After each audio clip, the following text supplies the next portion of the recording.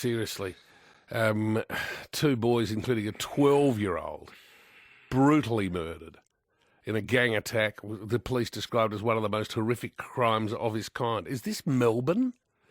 Paul Burke is the CEO of the Les Twentyman Foundation. Paul, good morning to you. Good morning, mate. Tell us about, do you know much about the environment in which this can happen?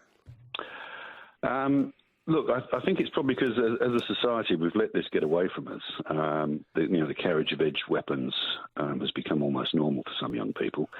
And you'll both know that Les Twentyman spent the last 20 or 30 years trying to get these things off the street. Now, unfortunately, Les passed away about 18 months ago, but we're finally seeing some movement to actually getting these things off the street. Paul, you're right, though. It does feel like we have, as you say, let this get away from us. Is it possible? Is it possible just to bring the tide back in?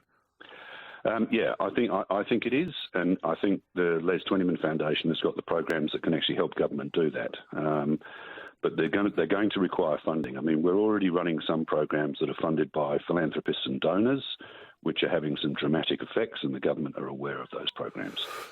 Paul, there is a 17-year-old boy called Jack Beasley who was fatally stabbed in Surfers Paradise in 2019, as a result of which they introduced a piece of legislation in Queensland called Jack's Law that gives police officers the power to use handheld scanners to search for knives and other weapons in public places without a warrant.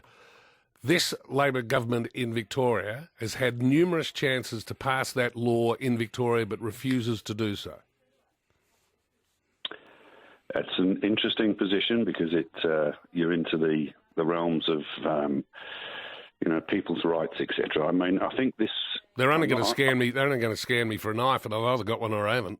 Yeah. No, look, I get that, and I mean, sometimes you need to make a sacrifice to get to a good place, and maybe it is time for that. Maybe it is time for the police to be able to warn people with just cause, because this is just getting out of control now. So, Paul, the community, they must be feeling so sad, and it's so tragic for them, and they must be wondering, oh my goodness, what are we going to do about it? Yep, I agree. I mean, the footage that we've all seen on TV is just, it's haunting. It's just frightening.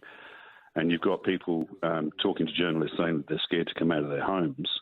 That shouldn't be happening in Melbourne at this time. It just shouldn't be happening. And we need, it's got away. It has. It's got away from us as a society, and we need to get back on top of it. But there are ways to get back on top of it. All is not lost. Paul, lovely to chat with you. Paul is the CEO of the Les Twentyman Foundation. Let's get this poll result. Should schools